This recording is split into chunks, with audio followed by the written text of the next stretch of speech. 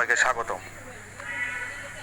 আজকের ভিডিওতে প্রথম অধ্যায় মূলদ ও অমূলদ সংখ্যা অনুশীলনী 1.2-এর 15 নম্বর পৃষ্ঠা থেকে বহু নির্বাচনী যে প্রশ্নগুলো দেওয়া আছে সে প্রশ্নগুলো আমরা সলিউশন করব। তো দেখো এখানে 1 নম্বরে কি বলা আছে,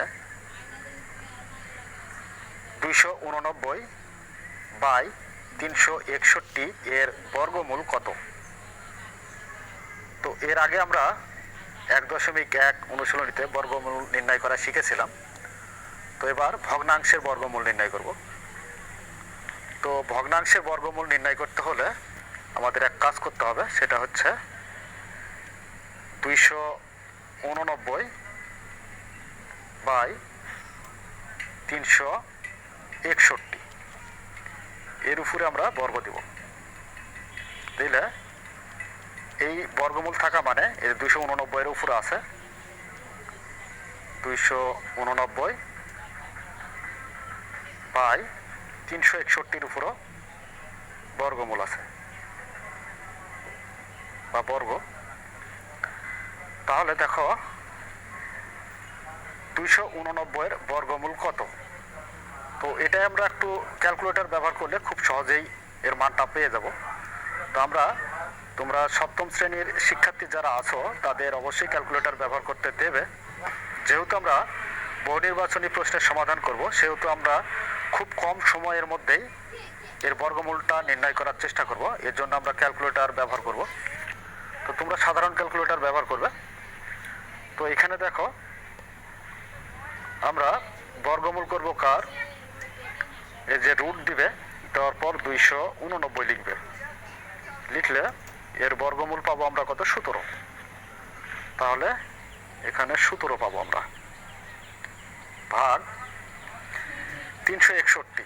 তো 361-র বর্গমূল নির্ণয় করতে পারো, √361। তাহলে পাচ্ছি কত? 19।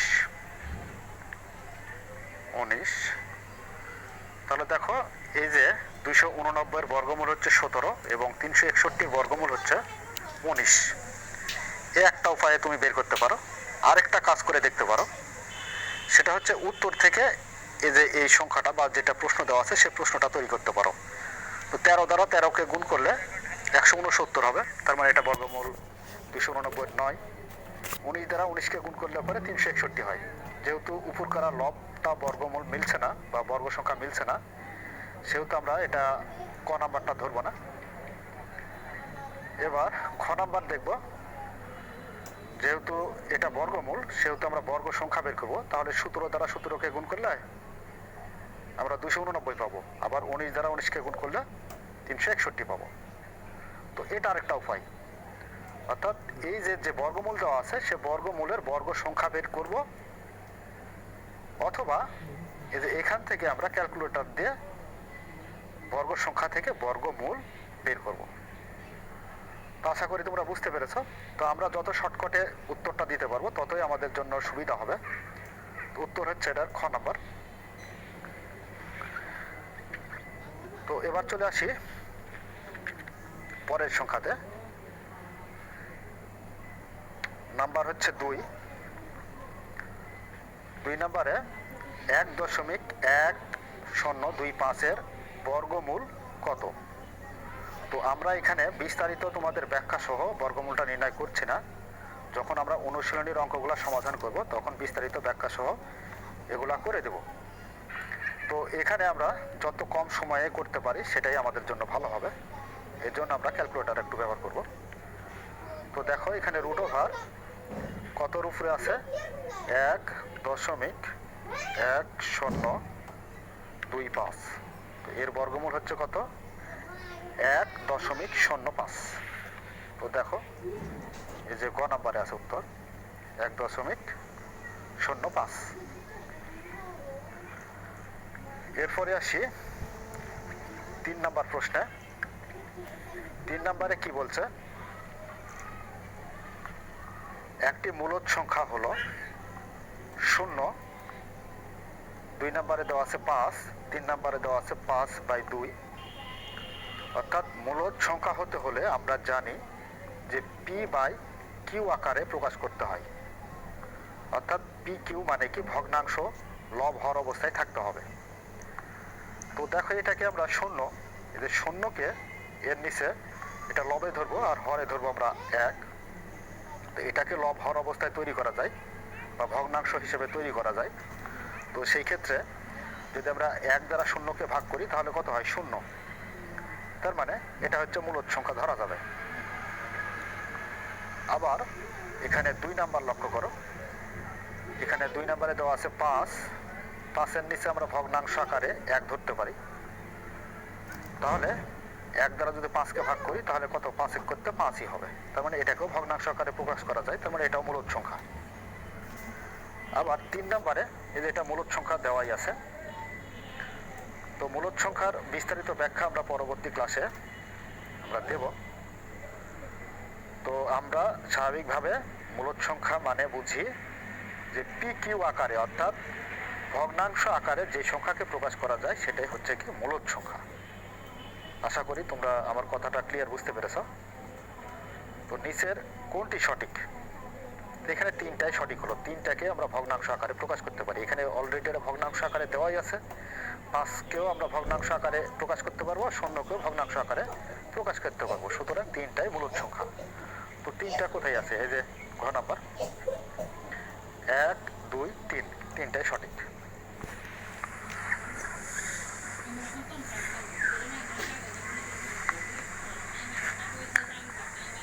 এরপরে আমরা 4 নাম্বার অ্যান্সারটা দেব।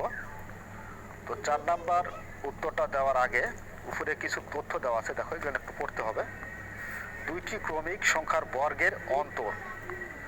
তাহলে কি বলছে? 2টি ক্রমিক সংখ্যার বর্গের অন্তর হচ্ছে 19।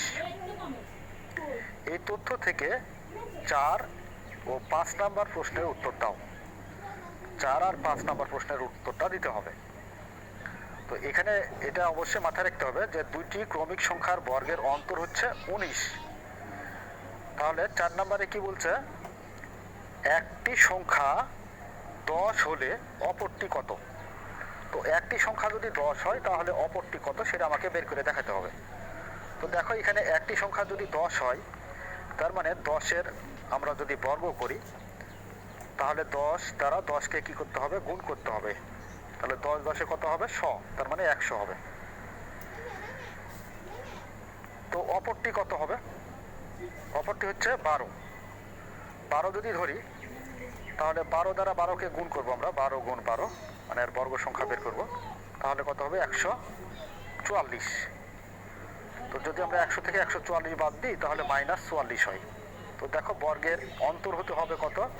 বর্গের অন্তর হতে হবে কিন্তু 19, কিন্তু এখানে হচ্ছে কত? 44, -44। তার মানে এটা হচ্ছে না, তার মানে 12 বাদ। তাহলে 11 ধরো, 11 যদি ধরি তাহলে 11 দ্বারা 11কে কি করতে হবে? গুণ করতে হবে। 11 দ্বারা 11কে গুণ করলে 121 পাবো। তাহলে এর মধ্যে একটি সংখ্যা বলা হয়েছিল কত? 10। তার মানে একটি সংখ্যা আমরা 10 তো ধরেই আছি। তো 10-এর হচ্ছে বর্গ সংখ্যা কত আসছিল? 10-এর বর্গ সংখ্যা আসছিল হচ্ছে 100। তো সেই ক্ষেত্রে আমরা এই 100 থেকে যদি 121 বাদ দিই তাহলে আমরা পাবো কত? -21 পাবো। তার মানে দেখো বর্গের অন্তর কিন্তু 19 মিলছে না। তো সেই ক্ষেত্রে 11টাও হবে না। তাহলে কত? 9 ধরা যায় কিনা দেখো তো, ঘ নাম্বারে যেটা আছে 9। তো 9-এর বর্গ সংখ্যা হচ্ছে আমাদের 9 গুণ 9, তার মানে 9 9 81। তো এবার এই 100 থেকে যদি আমরা 81 বাদ দিই তাহলে কত পাবো? তাহলে পাবো হচ্ছে 19। তো দেখো এখানে এই যে এইবার বর্গের অন্তরটা মিলে গেছে 19, বর্গের অন্তর মিলে গেল 19। তার মানে কি অপর সংখ্যাটা হবে কত? 9। তার মানে এটা সঠিক উত্তর। 5 নম্বরে বলছে সংখ্যা দুটির বর্গের যোগফল কত? তো সংখ্যা দুটির কি বলছে? বর্গের যোগফল। তো তার মধ্যে আমরা সংখ্যা দুটি কি কি পেলাম? একটা সংখ্যা পেলাম হচ্ছে এখানে 10 দেওয়াই আছে, তার মানে 10 গুণ 10, তাহলে কত ছিল? বর্গ সংখ্যা হচ্ছে 100। আর অপরটি হলো কত 9। তাহলে এখানে 9 গুণ 9 অর্থাৎ 9-এর বর্গ সংখ্যা হচ্ছে 81। তো এই দুটা যোগ করতে হবে। এখানে বলা হয়েছে যে বর্গের যোগফল। তো এর জন্য আমরা কি করব, যোগ করব। 100 সাথে 81 যোগ করলে 181 পাই। তাহলে আমরা কত পেলাম, 181। তো দেখো 181 কোথায় আছে, এই যে গ নম্বরে, এটা সঠিক উত্তর হবে। নাম্বার 6 নম্বরে বলছে যে 0.01 এর বর্গমূল নিচের কোনটি। তো আমরা স্বাভাবিকভাবে জানি যে দশমিকের পূর্বে যদি শূন্য থাকে সেই শূন্যের কোনো ভ্যালু থাকে না। আর এই ক্ষেত্রে আমরা যখন বর্গমূলটা নির্ণয় করব তখন দেখব যে এই যে আমরা এপার থেকে জোড়া করব, জোড়া করলে পরে দেখো যে এখানে দশমিক আছে, একটা শূন্য দিয়ে এখানে দশমিকটা নিয়ে নিতে হবে। তো এটা বাদ, এ পর্যন্ত বাদ। তাহলে এখানে 0.1, তার মানে কি আর মান হচ্ছে কত, 1 দাঁড়াচ্ছে, শূন্যের কোনো দাম নাই। তাহলে কোন সংখ্যার উপর বর্গ করলে 1 হবে। তাহলে আমরা জানি যে 1-এর বর্গ কত হয়, 1-ই হয়। তাহলে আমরা এখানে 1 বসাবো, আর এখানে কত 1, যদি বাদ দাও তাহলে 0। তাহলে এখানে কত হলো আমাদের, যেটা। তো দেখো এখানে কোনটা আছে, এটা খ নাম্বার। তো একটু যাচাই করে দেখি ক্যালকুলেটারে আসলে আমাদের উত্তরটা সঠিক হলো কিনা।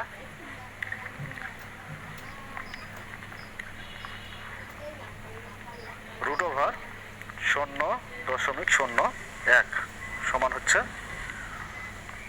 0। লক্ষ্য করো, কোন সংখ্যার একক স্থানীয় অঙ্ক 2 বা 8 হলে তার বর্গ সংখ্যার একক স্থানীয় অঙ্কটি হবে। তাহলে এখানে কি বললো, যে কোন সংখ্যার একক স্থানীয় অঙ্ক 2 বা 8 হলে তার বর্গ সংখ্যার একক স্থানীয় অঙ্কটি হবে। তো একক স্থানীয় অঙ্ক তার মানে কি, এখানে যদি আমরা 2-এর বর্গ সংখ্যা বের করি তাহলে 2 গুণ 2, তার মানে 2 দুগুণে 4।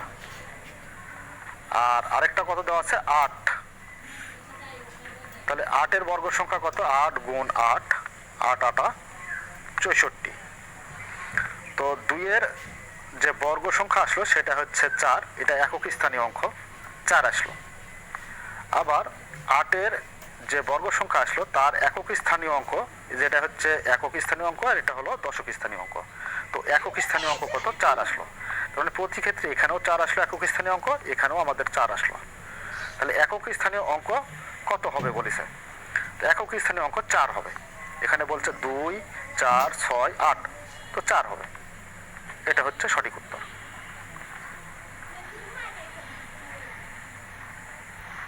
এবার আসো 8 নম্বরে।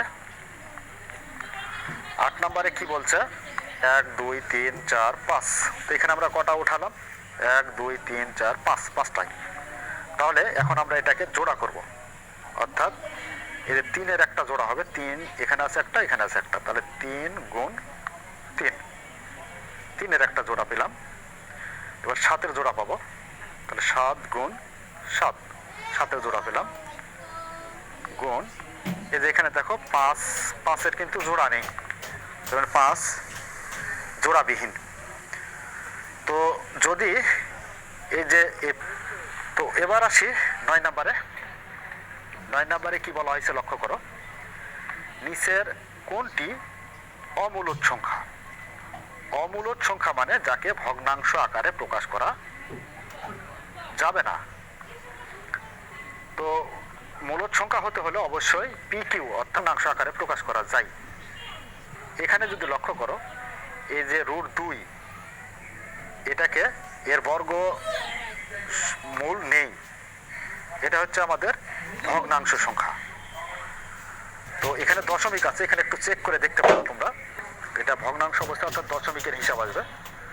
√2 সমান, এই তো দেখো 1.41421356 আরো অসংখ্য সংখ্যা থাকতে পারে। যার যত ডিজিট আসবে ক্যালকুলেটারে তার তত সংখ্যাটা বেড়ে যাবে। তার মানে এটা হচ্ছে আমাদের অমূলদ সংখ্যা। এটাই হলো অমূলদ সংখ্যা।